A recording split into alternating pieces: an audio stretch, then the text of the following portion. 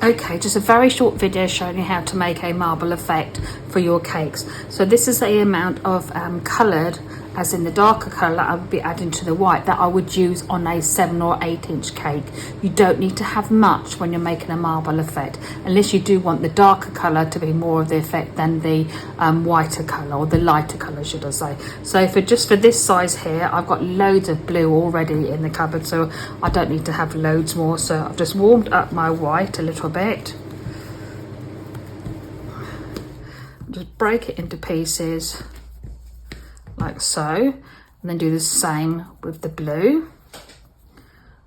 So you can see just tiny little bits here.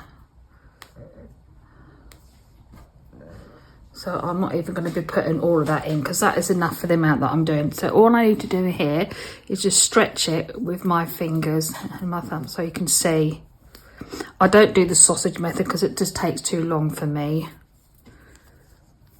Like that. And again, you can twist it a little bit if you need to.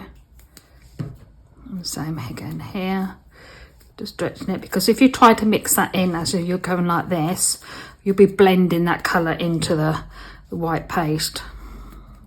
So I've got my 3 bits here. Then all I'm going to do is like so, like that, and then this one here with a bit of white each side. And then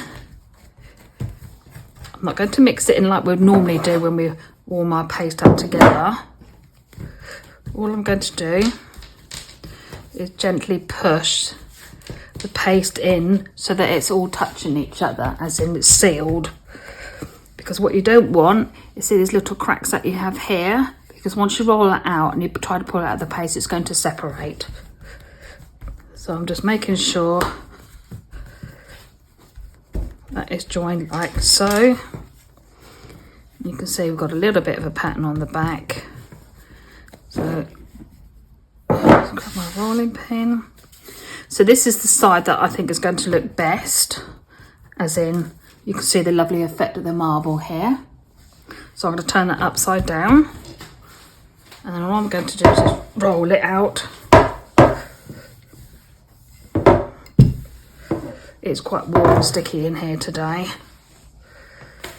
So, because you can see here, even though that was a little bit of the paste colours, when I'm using the rolling pin, it's actually spreading it. So hence why I look at the paste either side to see which one I prefer to be the pattern afterwards.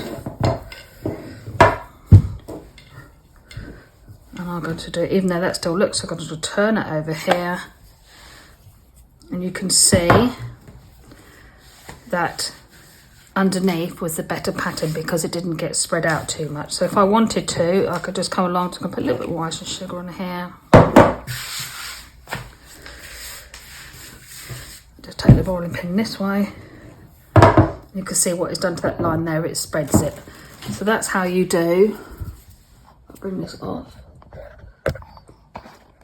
So that's how you create a marble effect.